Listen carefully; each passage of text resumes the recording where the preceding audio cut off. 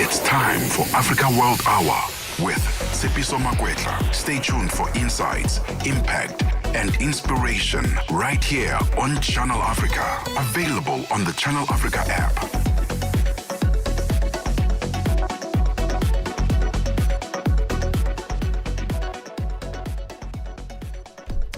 2100 hours. A very good evening to you. A warm welcome. This is Africa World Hour here on Channel Africa, the African perspective. Thank you so much for joining us this Friday as we bring you 16 minutes of the very latest news from the heart of Africa to all corners of the globe, wherever you're listening from. We bring you countless stories, but one planet with the voices, the stories and the perspectives that matter. So let's start now with your top stories. Sipiso Makwetla winds it down on Africa World Hour, 9 to 10 p.m. And we start here in South Africa, where it was just a week before the start of the G20 Leaders Summit in South Africa. President Cyril Ramaphosa says he is happy at the country's preparedness to host a meeting of the most industrialized nations. He was speaking to media during a walkabout at the Walter Sisulu Square of Dedication in Soweto, south of Johannesburg. Ramaphosa led the CEO's cleanup campaign ahead of the summit. Together with the Johannesburg City Mayor Tata Morero, he later visited the summit venue, the Nasrec Expo Center, to see if it's in a state of readiness, which he says it is. The president says so far he's happy with the work that's been done. I'm happy with the work that is being done. There are only 7 days to go before the G20 Leaders Summit, and I'll be going now to where the summit is going to take place to go and see the level of preparedness. But so far, so good. And I'm glad that work is not only being done in the city precinct, it's being done in the greater Johannesburg area, also where our people live. And I am confident, having met with the team that is working on revamping Johannesburg, that this is not a flash in the pan. This is not a once-off process. It will continue even after the G20. Ramaphosa says the G20 Leaders Summit starting in Johannesburg will go ahead as planned, with or without US President Donald Trump and his delegation. President Trump has decided not to come, and he's pulled out all the U.S. representatives. But we have said that boycott politics never work. If you boycott an event or a process, you are the greatest loser, because the show will go on. The summit will go on. We're not going to stop because they are not here. We will continue, and we will take fundamental decisions on matters that affect the people of the world. The G20 represents up to 80% of the global economy. So anybody who pulls out or who boycotts is the loser, because the caravan always moves on.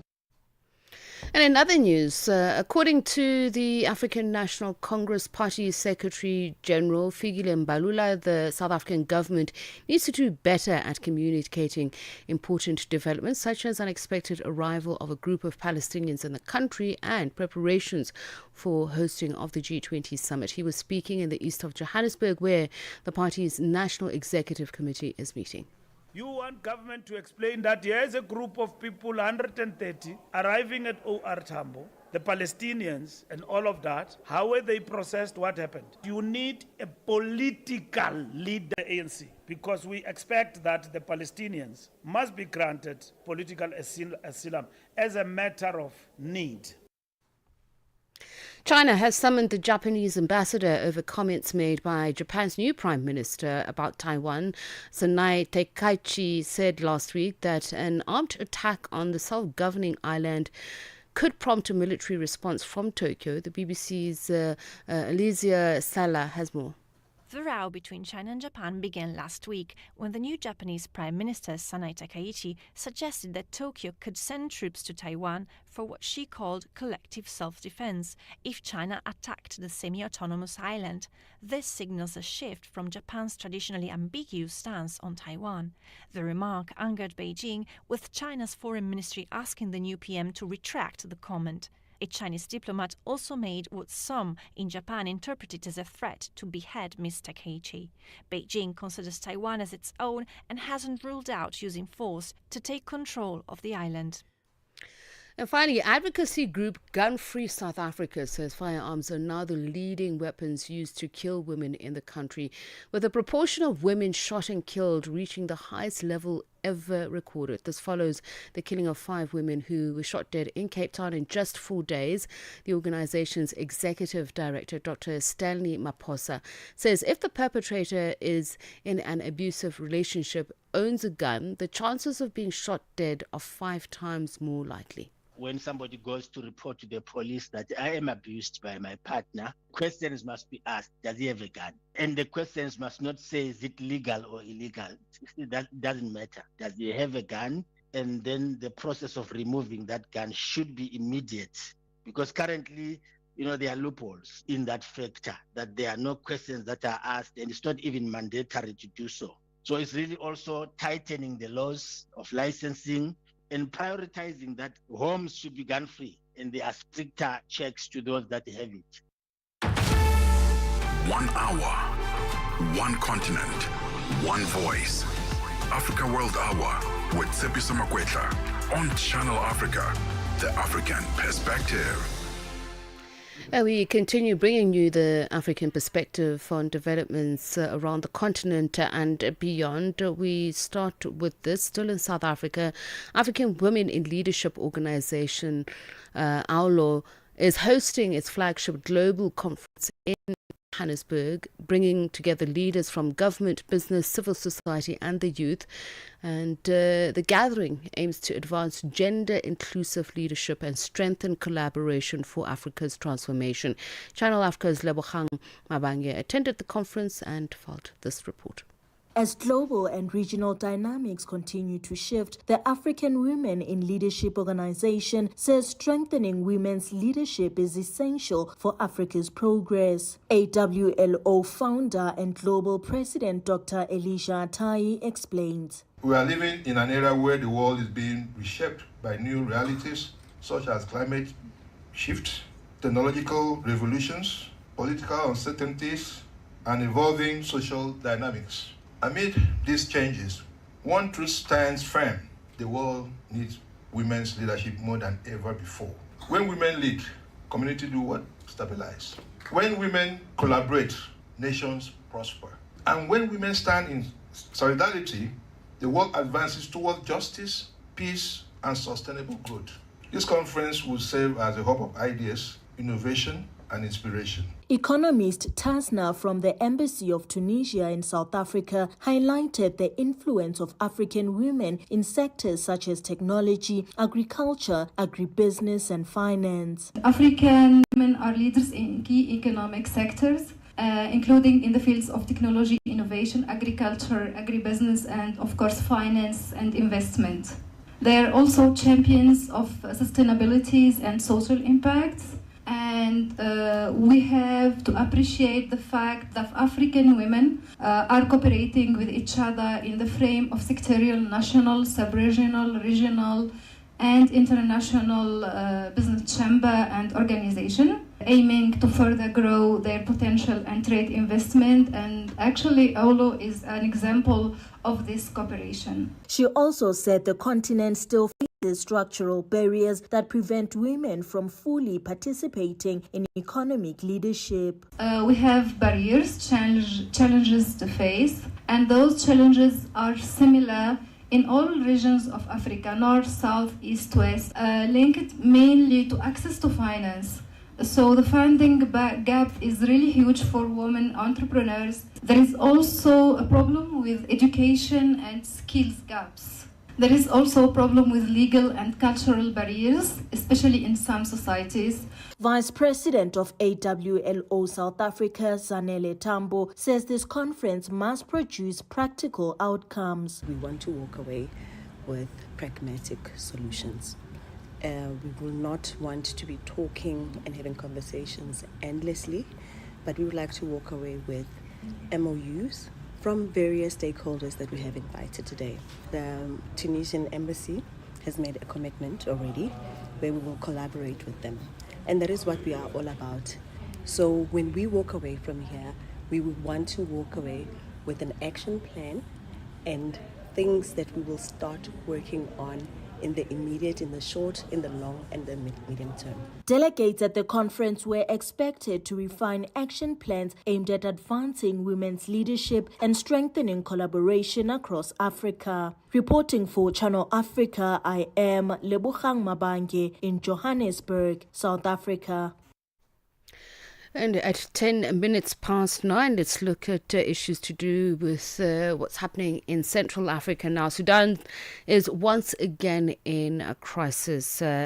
Since April 2023, a brutal power struggle between the Sudanese armed forces and the Rapid Support Forces has seen more than 150,000 people killed, with a number of over 12 million displaced. A catastrophe that the UN now calls the world's largest humanitarian crisis. It's a grim echo of Sudan's past civil wars, which scarred the country for decades. Last year, we heard from the Rapid Support Forces that they were struggling with the effects of the war. Today, we hear from the government side. Speaking to us is His Excellency Osman Abu Fatma Mohammed, Sudan's ambassador to South Africa. Ambassador, very good evening to you, and thank you so much for taking the time to speak to us. Good evening, and thanks for having me. Let's just first start with the diplomatic relations between Sudan and South Africa, how it has been helpful to the Sudan, the people of the Sudan, in resolving the crises, but just also what more support Sudan can get from South Africa. Thank you for this question. Actually, Sudan and South Africa enjoy long-standing relationship. That relationship started as early as 1956 when Sudan got independent. At that time, the fathers of the independence of Sudan were looking at the independence as not complete because the rest of the continent was not yet free. So they worked tirelessly to support all the movements throughout Africa for liberation of Africa. So at that time, Sudan boycotted the regime, the regime in South Africa, the apartheid regime in South Africa, and supported the freedom fighters, including the famous visit of the President Nelson Mandela to Sudan in 1962, when he was received by the President of Sudan, Ibrahim Aboud, and accorded the VIP reception at that time. And you know, Sudan was also one of the countries that established the Confederation for African Football. At that time, there was only 3 countries that got independence, and the fourth was South Africa. But Sudan, because of the team of South Africa was not multiracial in the sense that it should be, then Sudan disqualified the regime of apartheid of South Africa from being participating in the first tournament that took place in Khartoum. Then Sudan has established a diplomatic relation with South Africa in 1994 after the end of the apartheid, and then this relation has flourished, and more than 17 agreement has been signed between Sudan and South Africa in different areas, including agriculture, mining, education, and we have also political consultation committee between the two countries, and we have a joint bilateral commission that has been established between the two countries, and we are working tirelessly. Frequent visits of high-level officials for the two countries has been there. Allow me to come in here and ask this question because, just as we were talking about Khartoum, my last visit there was at a time when South Africa was stewarding peace talks, particularly to end what is happening in that was happening in Darfur, but looking what's happening in Darfur now, it seems that the country has reached a new low, really, just in terms of the horrors of war, the human rights abuses that are occurring. From your perspective, what has led to such a huge deterioration of not only democratic architecture, but again, as I say, those gross human rights violations that are occurring? Yeah, thank you. Also, those atrocities that has been committed in Darfur, and most recently in Al Fashir, were perpetrated by the RSF. The RSF is a Rapid Support Forces, is a rebel notorious militia that well known for being the Janjaweed of Darfur in 2003 that committed genocide against the people of Darfur, and that in 2003. And now they are repeating the same what they have did in 2003 and rebranded with the new name of RSF and being supported by external powers with the supply of weapons coming to them. And, all this started when they have been requested to be integrated into the national army, the Sudanese armed forces. When we have the constitutional document in 2019, when all factions, military factions, asked to join the national army, but the RSF want to continue its independence and getting assistance from foreign countries. They continue to do so, and then they refuse to be part of the army. Then they started this war because they got the support from the UAE directly coming to them through different places, including from the borders between Sudan and Chad, from Bosaso in Somalia, from Libya. And it is well recorded and documented by UN documents, including the panel of experts, which has been established by the UN Security Council, confirmed that this flow of weapons is coming to the RSF through different airports and coming from the UAE. Having all this support, they think that they can take over the country, and they were trying to exercise this kind of war against the people of Sudan, against the government of Sudan, committing all the atrocities that you have heard about last week in Al Fashir. More than 2,000 has been killed, and in the maternity hospital of Saudi Maternity Hospital, more than 460 has been killed also in cold-blooded. But the role of the government in where the country is there no culpability that you bear? And I'm just asking from the perspective that the disarmament campaign from, one conflict to the other seems to also be part of the problem. Are there fissures in the governing parties that are seeing you weakened enough that rebel forces are able to take over territory and terrorize people? And that's not to, pardon me, Ambassador, and that's also not to say there haven't been reports about government forces themselves committing atrocities. No, it is like that. Today, there was, in the Human Rights Council, there was a session. And that session was looking about what happened in Al Fashir. And clearly, the resolutions that adopted today in the Human Rights Council has documented all the atrocities that has been made by the RSF militia and condemned in the strongest possible terms those atrocities. But let me just quote one of those who spoke today in the Human Rights Council. He is Adama Deng. Adama Deng is a special envoy for the African Union on the prevention of genocide and mass atrocities. What Adama Deng said today, he called the international community to hold the flow of weapons and fighters into Sudan, saying it is very directly contributing to the targeting of specific identity groups. He said the session needed to be turning point, rallying a call for shared humanity and a duty.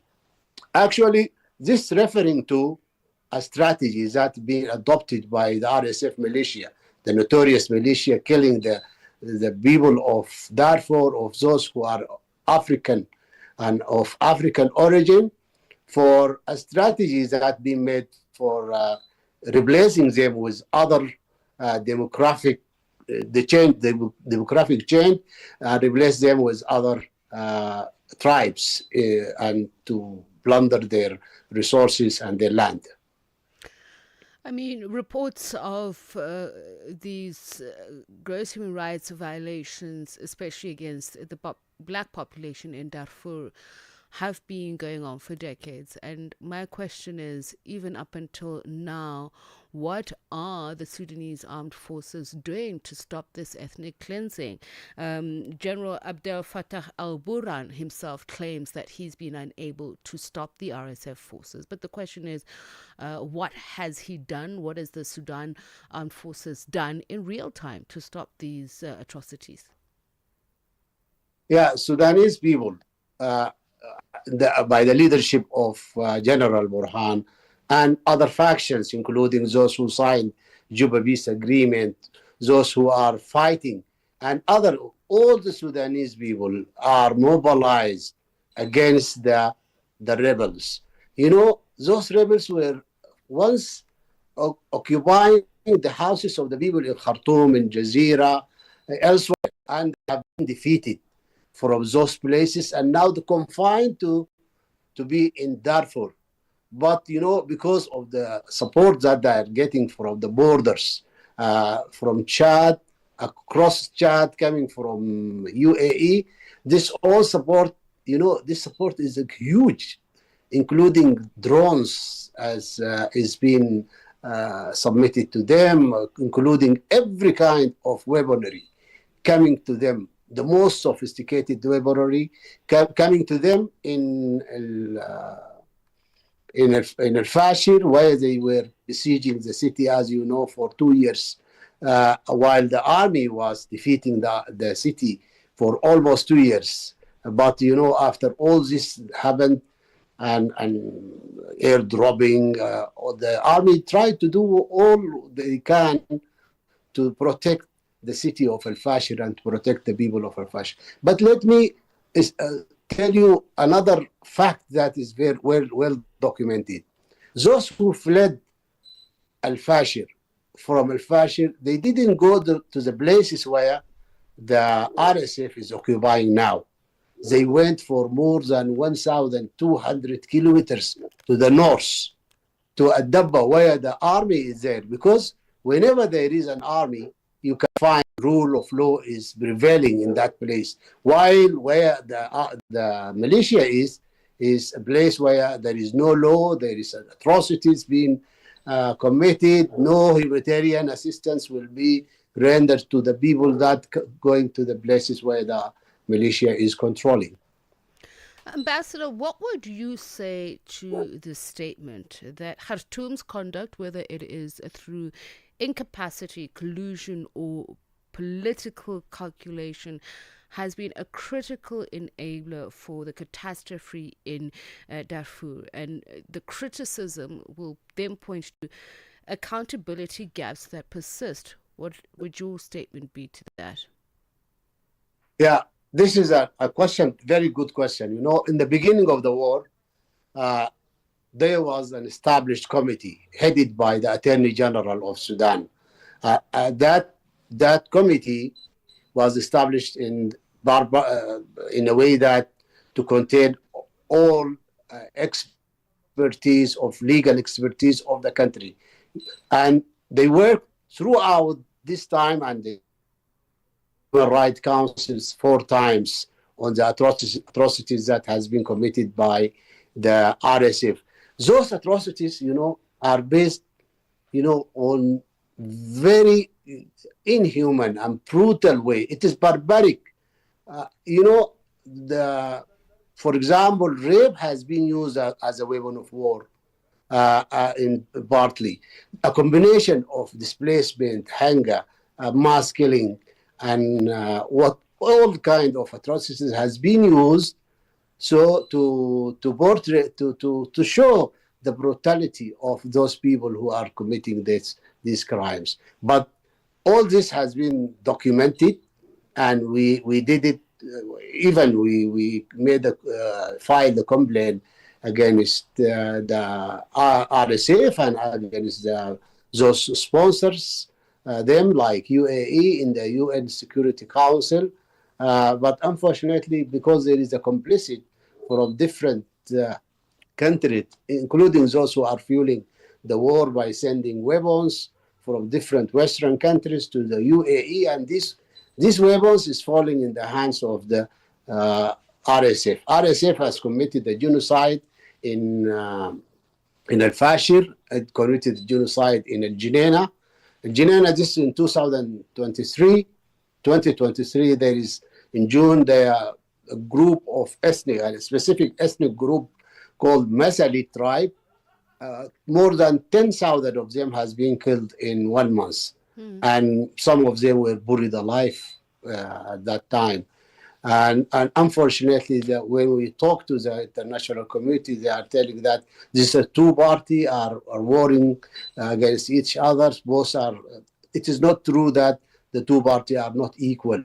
One is the national army of the country, and the other one is a rebel group that is the militia that is being supported by external powers. So equating to both parties is not good, and at the same time, it gives the wrong narrative to the war that we are waging and we are seeing in Sudan. Are you suggesting that there needs to be greater, more robust multilateral pressure?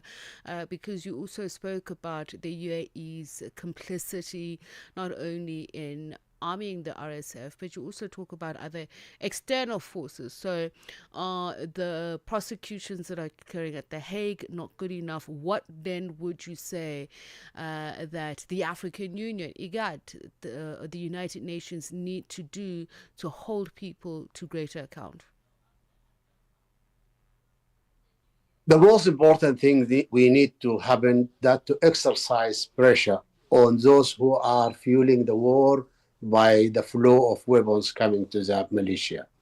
And what we request that the militia should be gathered in specific areas that and put down and lay down their weapons. And at that time, the peace in Sudan will prevail because, the fueling of the war coming from outside the country. And this, we request all countries, including South Africa, to exercise pressure on the UAE to stop fueling the war by sending the weapons. And this, by the way, happened just yesterday when the State Department of United States Secretary of State has clearly stated that the militia should, the weapons should be stopped sending to the militia, and at the same time, militia should honor what they sign. Actually, we have seen previous truces that has been made with militia, but they never honor and they never go because the criminal nature of its soldiers made them doesn't abide by the rules of engagement, and they commit all these crimes. So the militia doesn't have any future in the Sudan, no political future. Just they can lay down their weapons, and maybe they will look at integrating them into the army if they are, unless they commit some crimes, and they should be accountable for the crimes that they are doing. Ambassador, we are running out of time, and I need to ask this question. It's very important. What is Sudan itself willing to do? Because the RSF did not come from a vacuum. It came from,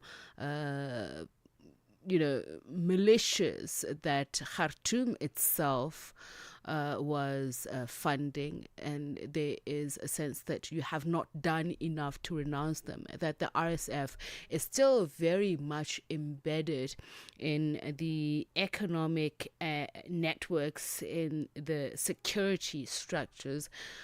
What do you think the Sudan government then needs to do to rid itself of all ties with RSF?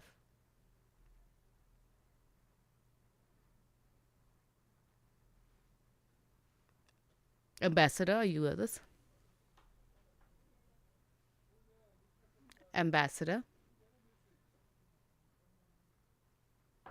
All right, unfortunately, it does seem as if the ambassador is not hearing us on that very critical question, and that is, what is the Sudan government's own capability? What are they willing to do to renounce the RSF? I believe that Ambassador, you are able to hear me now, is asking this very critical question, because there has been criticism of the Sudan government not doing enough to renounce the rapid security forces, and because, as I mentioned, they didn't come from a vacuum, weren't created in a vacuum. They're made up partly of militias that were funded by Khartoum. So what is the Sudan government willing to do to distance itself from the RSF and the economic security networks that I said it's still deeply embedded in?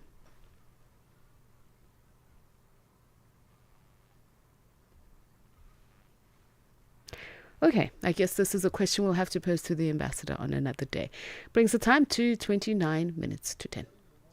Africa.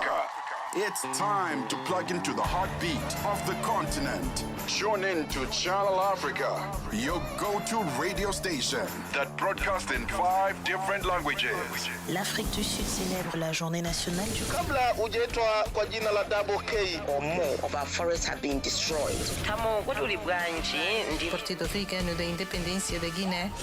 See, Channel Africa represents every corner of this amazing land. From Lagos to Cape Town, Nairobi to Dakar, we've got you covered with the freshest news, music, and cultures. So, turn up the volume, feel the rhythm.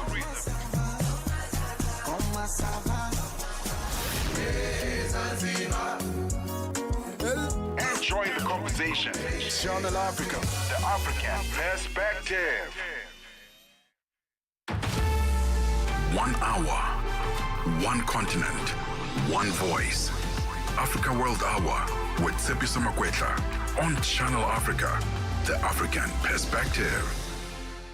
And indeed, we bring you the African perspective on regional and international news and current developments. Of course, many other areas of interest, if we're talking the economy, if we're talking the arts, if we are talking technology, all those stories to be found here. And this time we talk about something else, a new study by Food Forward SA and the University of Cape Town. It's revealed a sharp rise in food insecurity across South Africa. The research shows that high food prices are now affecting around 16 million people, with female and youth-headed households hit the hardest. The Eastern Cape province has emerged as the epicenter of the crisis. Food Forward South Africa's managing director, Andrew du Plessis, says the 18-month study, based on more than 750 in-person interviews, shows that while buying cheaper food and eating smaller meals is nothing new, the severity of household food insecurity has now deepened dramatically. We speak now to the Fund Development Manager at Food Forward SA, Maboba Bobby Jacobs. A very good evening to you, and thank you so much for speaking to us. Hi, good evening, Tsepiso, and thank you for having me on your show. And thank you for allowing us to discuss this incredibly relevant and important issue. And important it is. I mean, the cost of living in general across the world has, really deepened in terms of the have-nots having even less. But I want to look at the South African picture and these demographics that we're speaking about, particularly women-headed, child-headed households. Paint a picture there of what is going on. What are you learning? What are you gleaning from your study?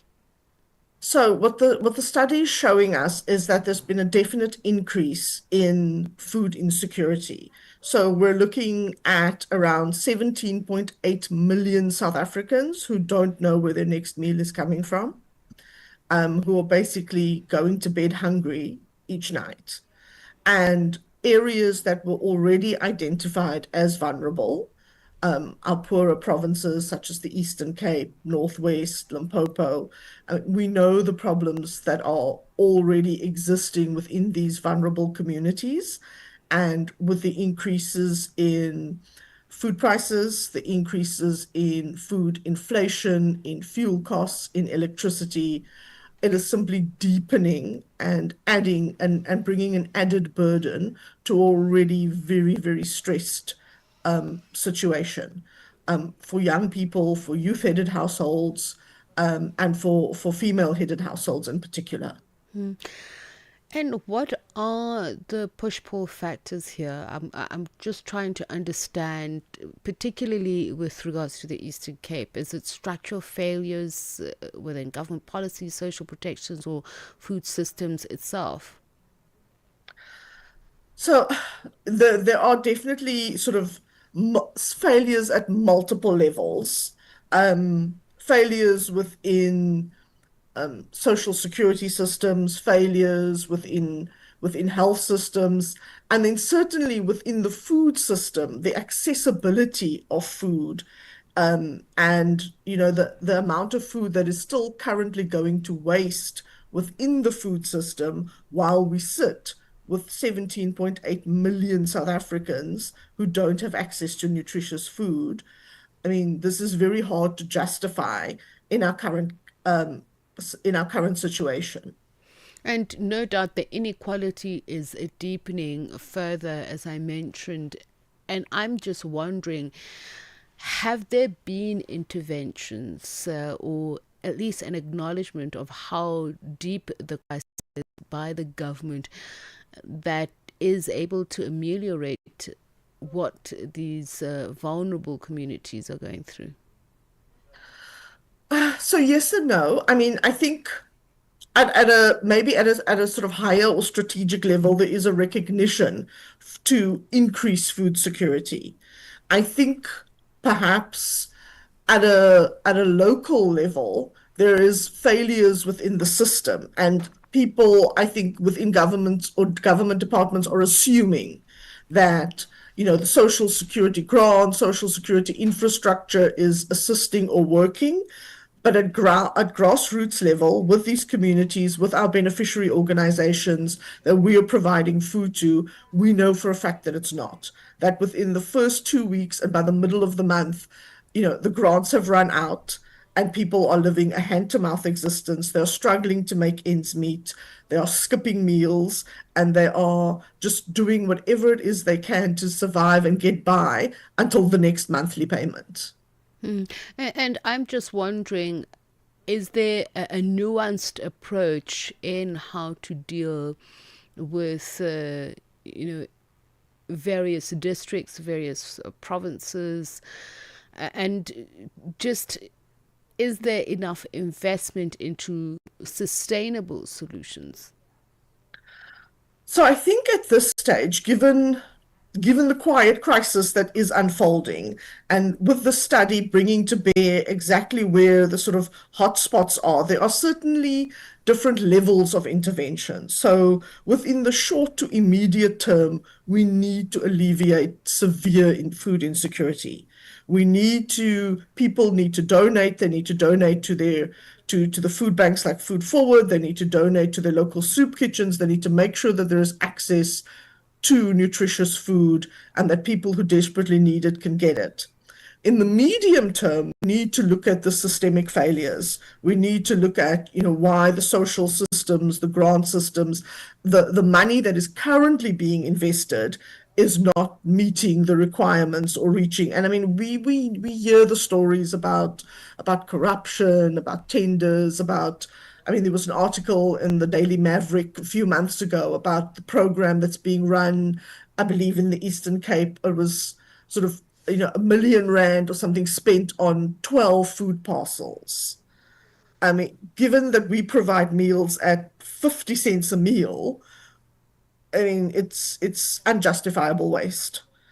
And then finally, I think definitely at a kind of policy and legislative level, there are key interventions that government needs to make surplus food within the supply chain available. And we've seen the examples of other countries, Garrett's law in France, the Good Samaritan laws in North America and Europe, that completely ban organic waste from landfill, that completely ban the dumping of surplus food, so that that food has to be released, that food has to be donated, and it has to become accessible to vulnerable communities and to people who can't afford food from within the retail supply chain. Yeah, Bob, I was just thinking of something that completely shocked me, and I'm just being reminded by the statement made by the UN Secretary General saying that there is enough food in the world and there is so much wastage that it's actually unconscionable. I was at a certain retail store and they had a display of food, sandwiches, cakes, etc., delicacies that even though people would buy them, it's not something that people would buy at huge volumes. And the question I was asking was, what happens to the food? And the response was that it gets thrown away. And it's the same with restaurants. Isn't there a way of creating or forcing corporates to not throw away food? So there are a few ways, and one of it is what we try and do at Food Forward SA as being a registered food bank. We're the only registered food bank in South Africa and the largest food bank in Africa. And we form partnerships with a number of corporates, with a number of supply chain actors within the food system, from farmers, agri-processors, large-scale food manufacturers, and retailers, to try to get them to donate their surplus food to us. So within date, perfectly edible surplus food. And because we have the infrastructure, we are able to distribute it to our network of 2,500 beneficiary organizations. But even with that being available, it's entirely voluntary currently for corporates, for the supply chain to donate to us. And that's my point. My question is, why are people, because it's criminal. It is absolutely criminal to me to watch people throw a perfectly edible food that has been untouched. So I think there's several reasons why retailers and people within the food manufacturing sector feel that there are liability risks attached to donating certain kinds of foods. And we've seen the crisis unfolding. We've had it I think it was in Free State, we've had it in Nelspruit, we've had it in the Eastern Cape, outbreaks of listeria, poorly handled food, expired food. So without those kind of safety guarantees, brands and food manufacturers are very reluctant to donate food for fear of the sort of reputational damage of what will happen to their brand if it's turned that they're going to end up being responsible for a child dying or for an outbreak of listeria or poisoning of some kind. And so we have to kind of balance that real risk for the corporate against a very, very real crisis of access to nutritious food. And I completely hear you and I understand the concern, but at the end of the day, that food is being sold to us as consumers. So one way or the other, it will be consumed. And, there is that danger. But thank you so much for speaking to us, and I hope we do speak to you again. And there are ways in which we can help donate or, assist your food bank. Food Forward SA Fund Development Manager Bobby Jacobs speaking to us about the growing crisis of food insecurity here in South Africa. Africa Update on Channel Africa with Lulu Kabu. Mozambique's opposition leader Venancio Mondlane has been charged with incitement to terrorism and disobedience. He faces a total of 5 charges. The charges relate to post-election violence that left hundreds of people dead. What punishment is he looking at? The most severe charges are 2. One is incitement for terrorism, and also is being charged for mobilizing people for terrorism during the protests. These charges are really serious and severe. If he is condemned, is found guilty, he could serve 10 years plus years in jail, meaning that he would be banned from political participation, mainly for the 2028 and 2029 electoral cycle. The director of CDD, the Center for Democracy and Development, Adriano Novunga. Africa Update with Lulu Kabu, 12 to 1 p.m. Central African Time. Get Channel Africa on DSTV Audio Bouquet. Channel 802. Right, 15 minutes to 10. African Diaries coming up at 2200 hours Central African Time. It's Sheilan Dikumana. It's a Friday. What's coming up on the show today? Listen, today we are eating, okay? We are eating our way into the weekend, and I'm excited because we get to speak to a chef who is firstly just going to give us context of African cuisine. We're going to profile them. So this is Chef Chris, and they're going to just give us...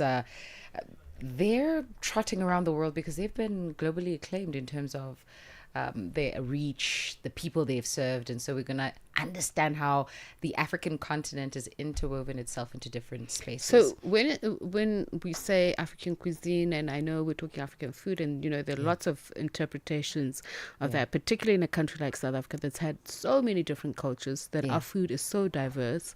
So what are we talking here? Because you said trotting.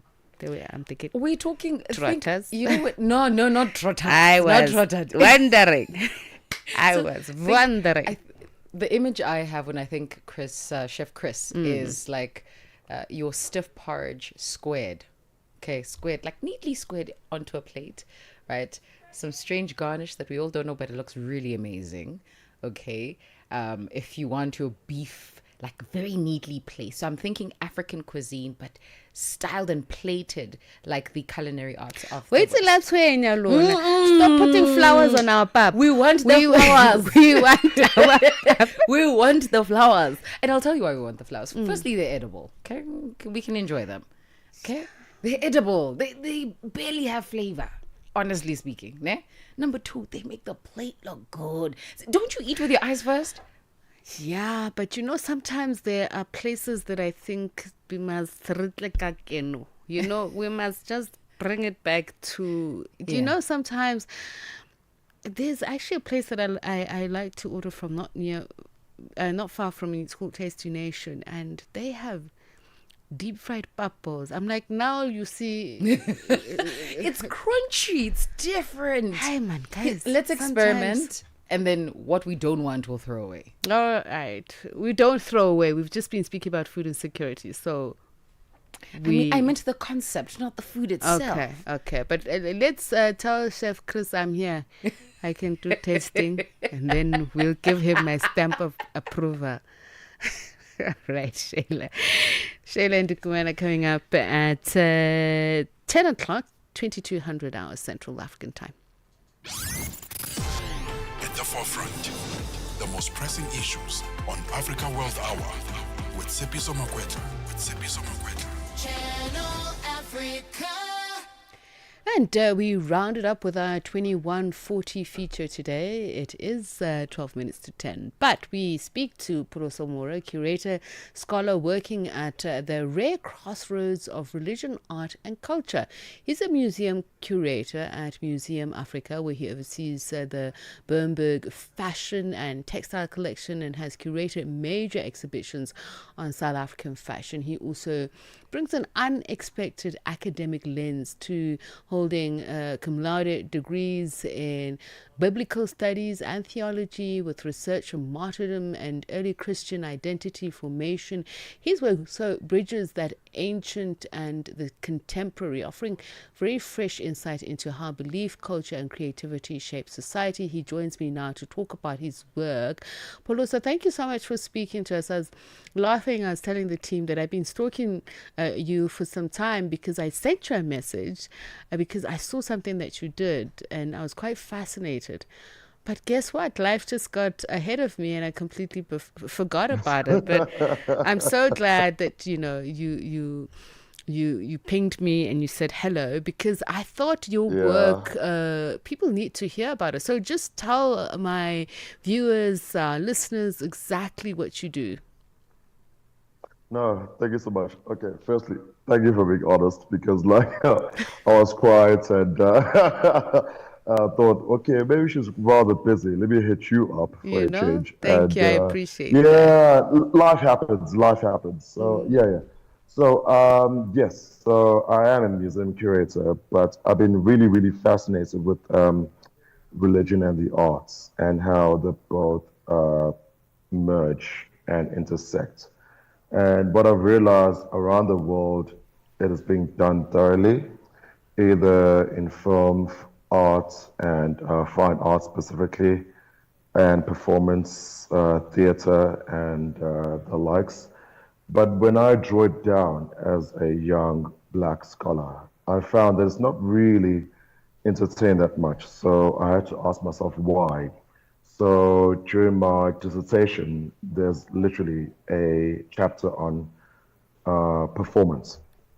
So how do you perform religion? How do you perform what it means to be a Christian, what it means to be Muslim, what it means to be Judaism, to be a Jew, what it means to be agnostic.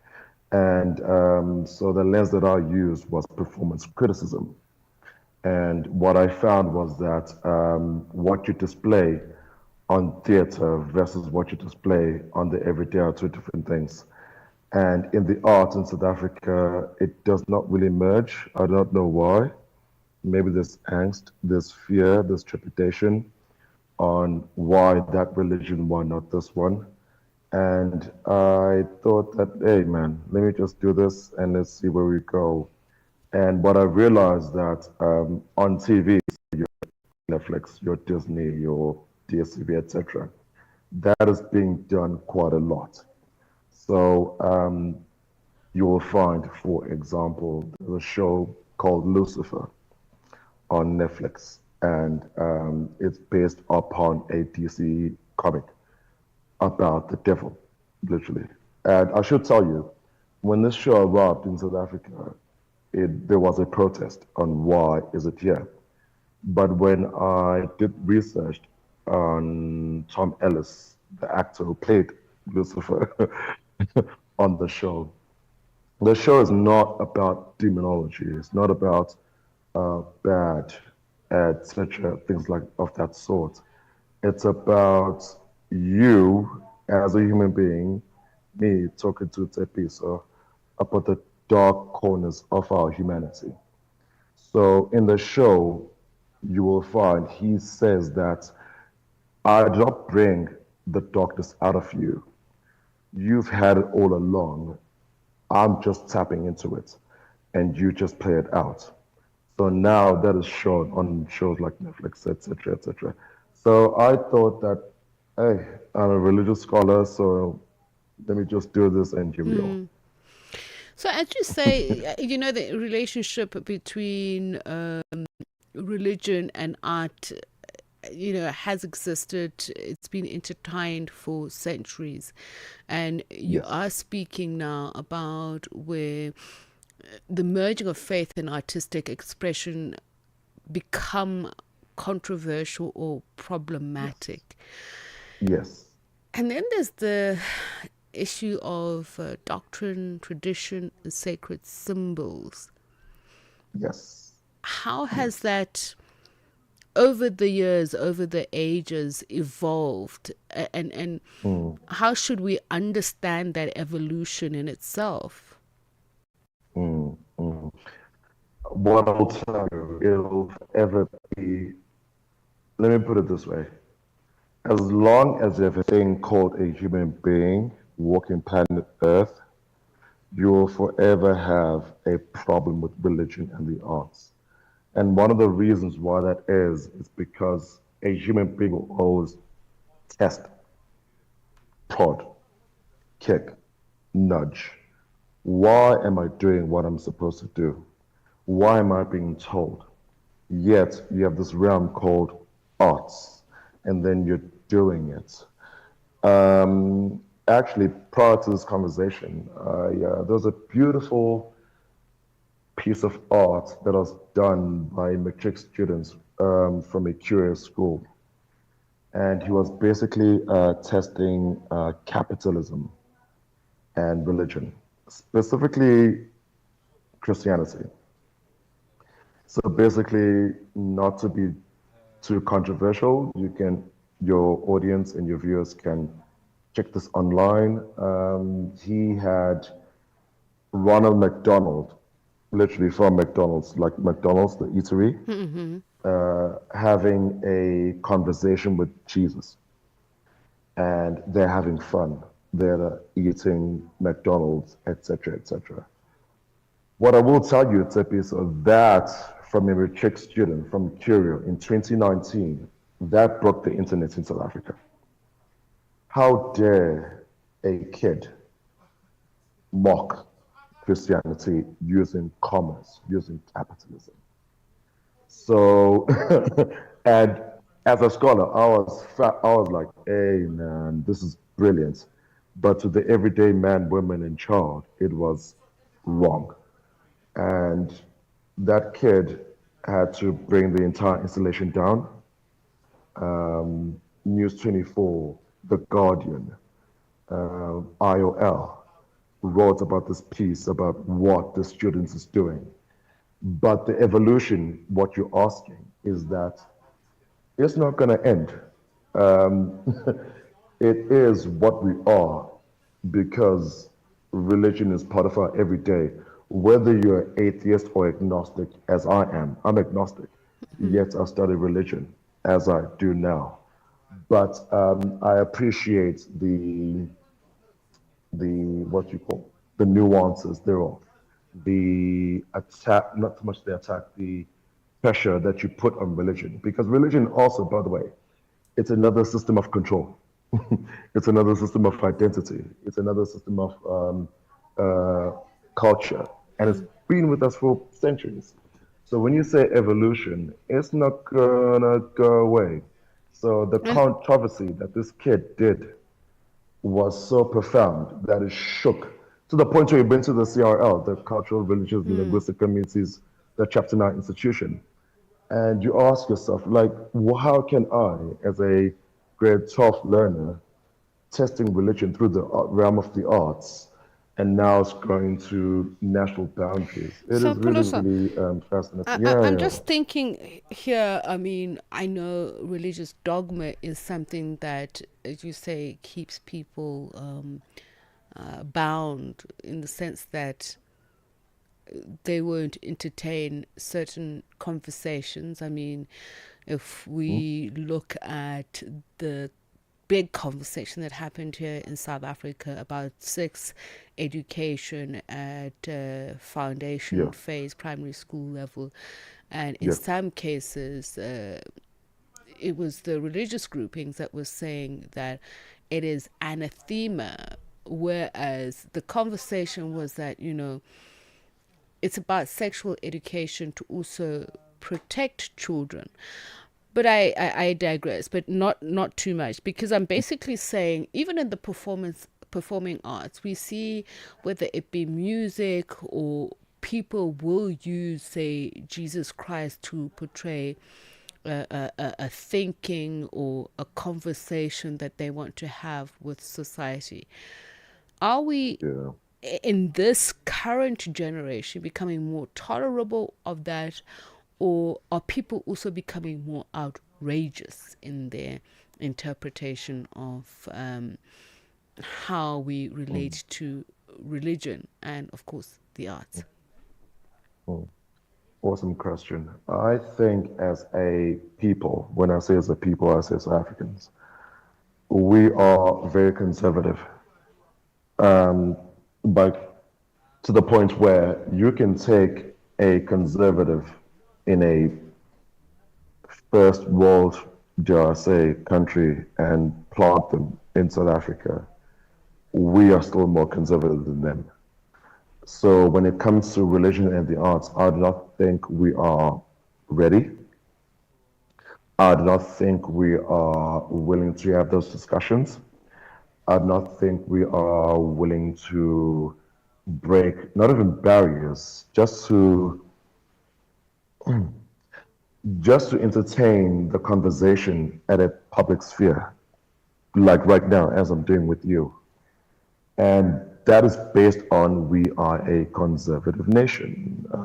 Granted, our constitution, ironically, is very liberal. It is so liberal to the point where you will find in the first world countries, when they look at our constitution, they say we do not have this in our country. Yet, in our developing nation, our constitution is so first world, but it doesn't catch up to our conservatism. So it's a problem. So when you perform, when you do acts that are deemed controversial, I guarantee you, Tepiso, 80% of our people, our South Africans, will rise against it. And when I say our people, I mean all of them. Black, white, Indian, colored, young, old, it doesn't matter. They will rise against it. And that speaks to how far, or actually, how young we are as a nation. Yeah. Because, yes, because we are, no, sorry, I think you're about to say something. I was just about to say, I wish we could continue talking, but unfortunately, you know, we have run out of time. But it was great having you on the show, and I hope we do invite you again to just comment on some of these very things that we're talking about. A very interesting conversation, and I'm glad you finally were able to make it happen. Polo Somore, he's a museum curator at Museum Africa. He's also a scholar, and you've heard the disciplines that he's involved in. Brings the time to 10:01, a minute over for Africa World Hour to go into African Diaries. From us, it's good night for now. Conversations that touch the heart and inspire change. Here on African Diaries, only on Channel Africa. Join us on www